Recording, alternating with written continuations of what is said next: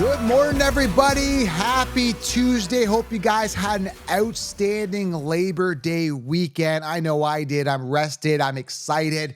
Football is back this week. Can you believe it? Thursday night football.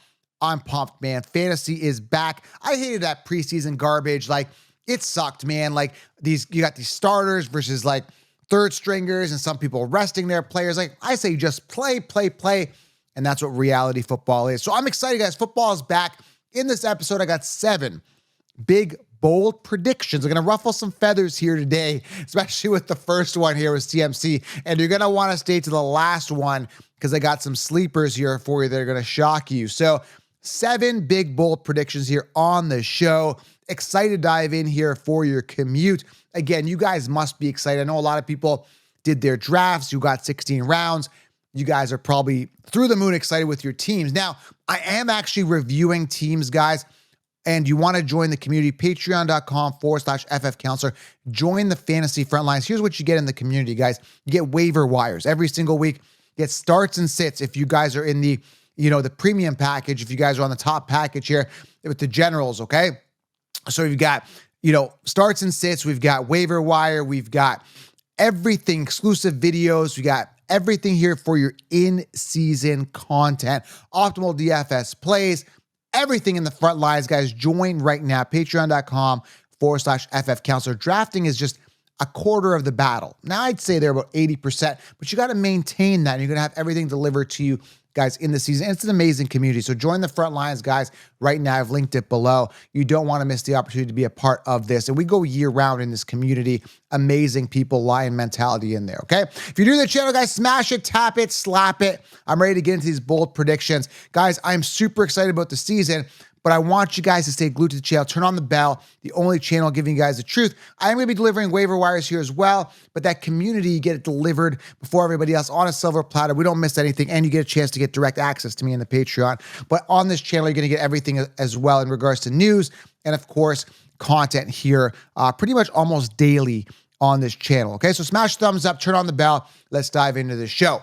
All right, guys, before we get into everything, we start off here with the latest news and notes. So where is Breaking Brad? Where are you, Breaking Brad?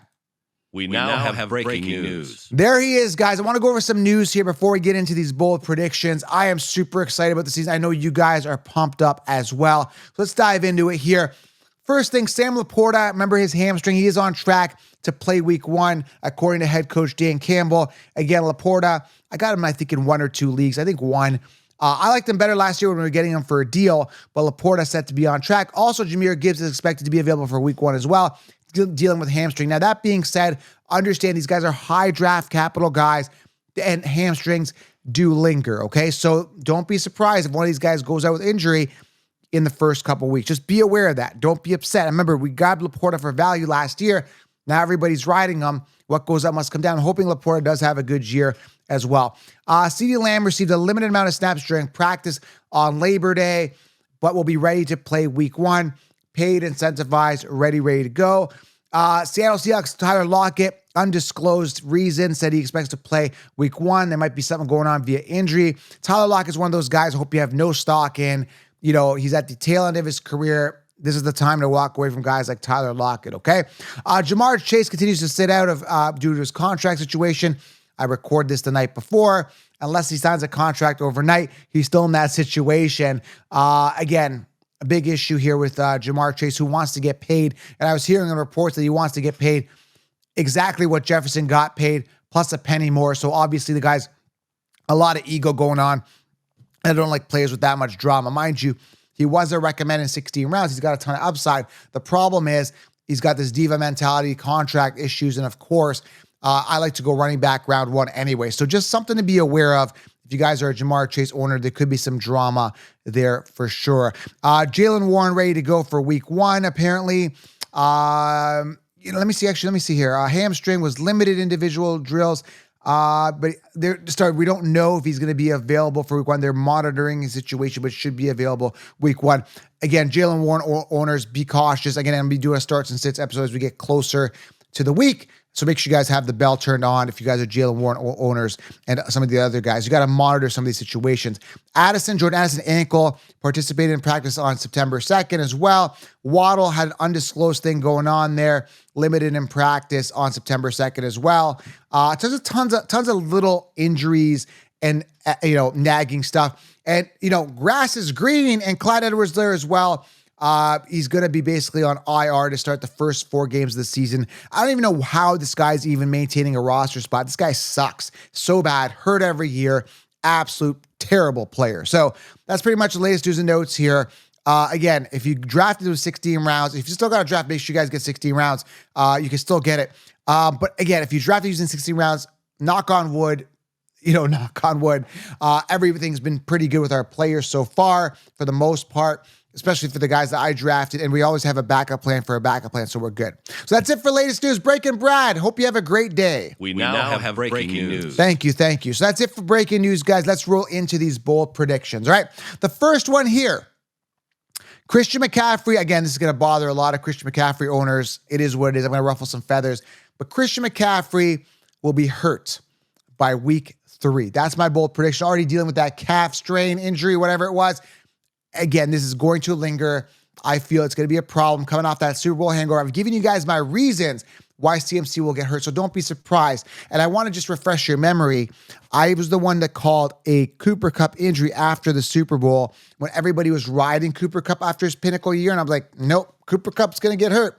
Decline imminent, and he got hurt. So I posted it on Twitter saying, I told you so, and everyone's like reposting it, saying I'm whatever, calling me names, right? Because I was right. And they're butthurt because they're wrong. Same type of thing with Christian McCaffrey. It almost seems too good to be true that he's had too good of a run. He's 100% getting hurt this year. I'm telling you right now. So if you got CMC on your team, you might as well trade him because he's going to be hurt by week 3. These are bold yet viable predictions, okay? Hurt maybe by week 5. But either way, he's going down. He's missing time this season, 100% guaranteed. Now we'll say, oh, Joe, even if he misses time, he's still going to put up numbers. No. You got to go for guys that are going to play the entire season or anticipate them to play the season. If you're going to anticipate an injury, you're going to want to stay away. And this calf strain reinforced my conviction that this guy is going to get hurt this year. Now you can say, well, Joe, you said he was going to get hurt. He already had his calf injury. He's going to be back into it now. That was his injury. Maybe, but I'm telling you, he's going to be a problem this year for owners. I'm warning you right now, okay? So don't get angry at me. What goes up must come down. It's just law of averages, okay? Bold prediction number 2, Justin Jefferson and the Vikings will be major busts this year. Major busts for fantasy football and reality. This team's going to be an absolute disaster. I don't trust Sam Darnold. Years to wow me, I'm not wowed is actually a real saying. Now, I'm not sold on Jefferson doing well. I'm not sold on Jefferson, having good passes being thrown to him. We got Darnold. Now, the only thing he's got going for him is obviously very talented is Justin Jefferson, and he's going to get a ton of volume. But the problem is he's going to be seeing a lot of double coverage because these guys don't have a running back. They don't have an offense. Addison, like I said earlier, dealing with some sort of injury, nagging, whatever it is. You got that, and then you got his off-field issues going on with Addison, and then you got Jefferson with Sam Darnold. I don't trust this connection. Quarterbacks make wide receivers. I discussed this. I don't trust drafting a guy in the first round that's got Sam Darnold throwing the ball, okay? There's a reason why Sam Darnold is average. There's a reason why Sam Darnold was not starting for a couple of years. Like, he's just not good. He's just not a good quarterback. And again, quarterbacks make wide receivers. This offense is going to be disastrous. They did not invest in a good running back. They just did. Like, Aaron Jones is basically, like I said, one person's trash is another person's treasure. That's Aaron Jones. The Packers obviously saw a regression in Aaron Jones last year. Didn't finish the season. Years to wow us, we're not wowed. He was decent like 4 or 5 years ago, but you don't take someone else's, player that sucks and make him your starter. You don't do it. So Justin Jefferson and Vikings will be a major disappointment this year, and fantasy owners may be disappointed, okay?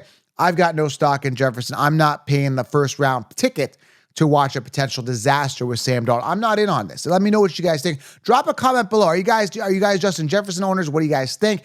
Again, there is a chance that he gets a ton of volume, right? But I still think he's going to be seeing the double coverage, and they don't have stacked box against Aaron Jones because they don't have no running back, right? So it's going to be all hands on deck to stop the one.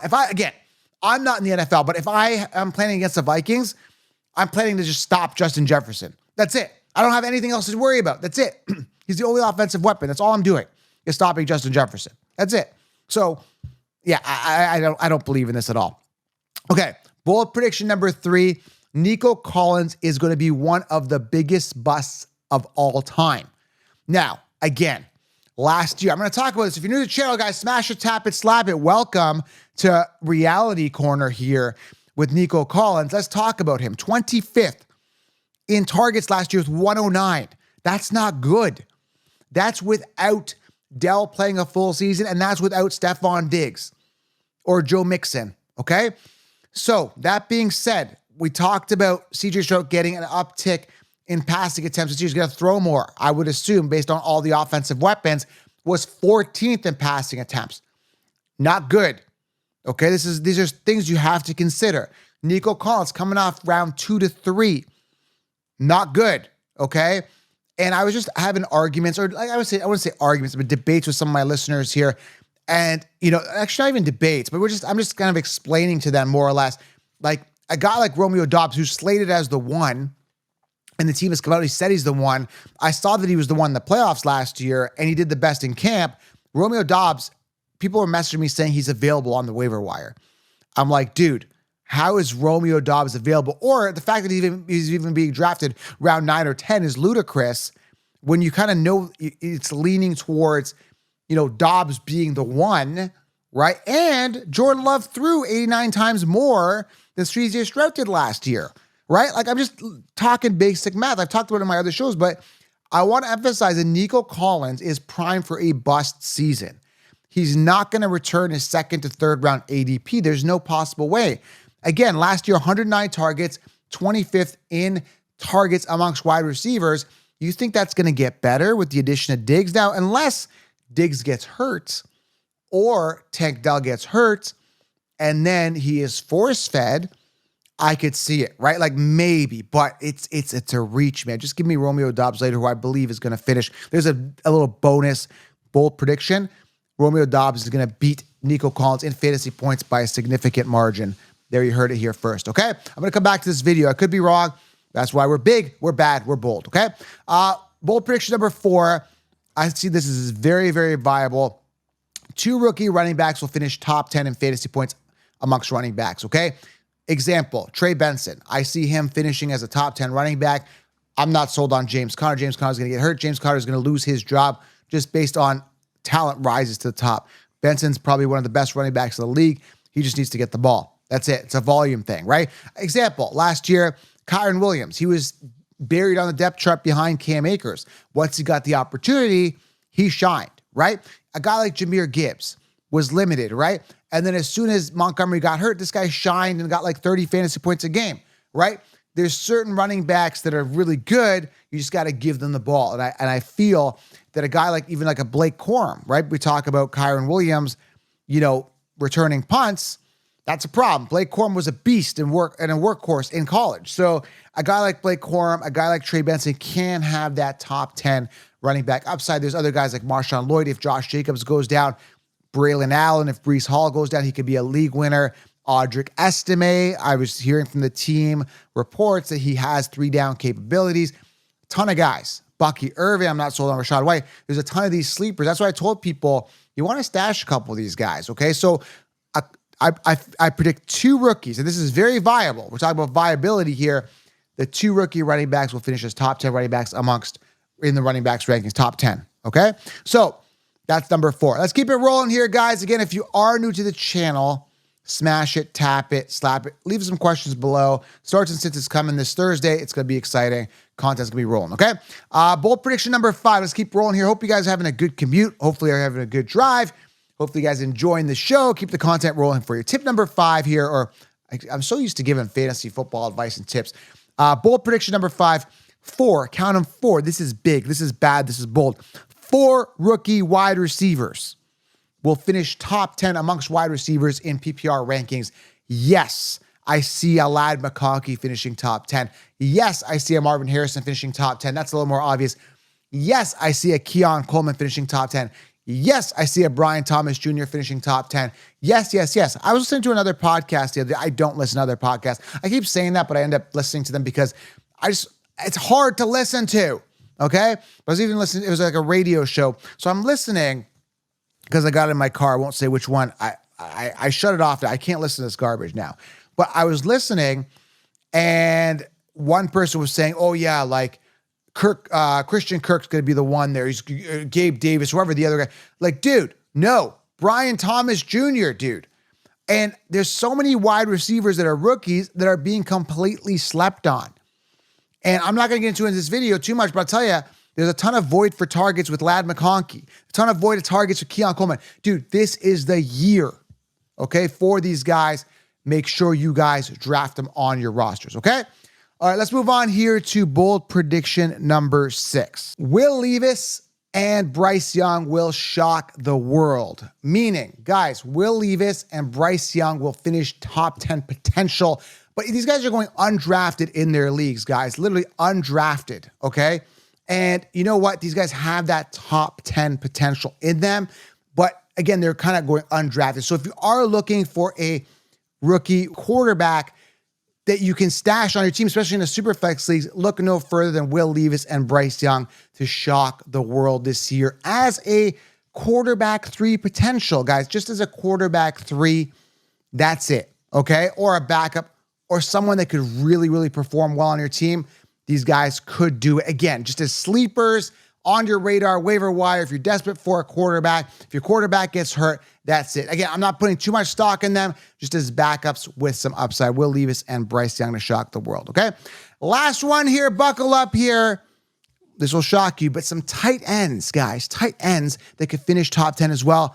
That'll shock you, that just are completely off people's radars. Guys like Benson and Theo Johnson, Jatavian Sanders. I bet a couple of these guys will emerge as top 10 potential. Again, I'm not saying that this year's Laporta, but there is some upside with some of these guys that were drafted later. What I'm saying is that a Benson could really emerge and be completely fantasy football viable, and that's what I'm saying. So some tight ends will shock you guys this year for fantasy football 2024. Okay, guys? So, bold prediction, CMC gets hurt. Justin Jefferson and Vikings will be a major bust. Nico Collins will be one of the biggest busts of all time. I've called big busts. I called Le'Veon Bell when he went to Jets. I called a ton of these guys, okay? Every single year. Austin Eckler last year. Number 4, rookie running backs. 2 of them will finish top 10. Number 5, 4 rookie wide receivers can potentially finish top 10. Man, they're so underrated, these guys. Wide receiver 50s. It's insane. They got so much upside. It's crazy. Number 6, Will Levis and Bryce Young could shock the world. There is some upside there. And number 7, some tight ends that are kind of like no names will be really, really fantasy relevant and on the radar very quick on waiver wires and in the rankings for next year, okay? So make sure you guys do smash it, tap it, slap it. Guys, I'm going to keep the content rolling for you daily. If you're new to the channel, subscribe and join the Fantasy Front Lines for in-season direct access, exclusive videos, and so much more. Guys, I hope you have a great day. Football is back. We have so much to be grateful for here today and every day. So make sure you guys smash it, tap it, slap it, and turn on the bell for daily content. I appreciate you guys so much. We're big, we're bad, we're bold. Football is back. Have a great day. Have a great drive. Hope you enjoyed this episode.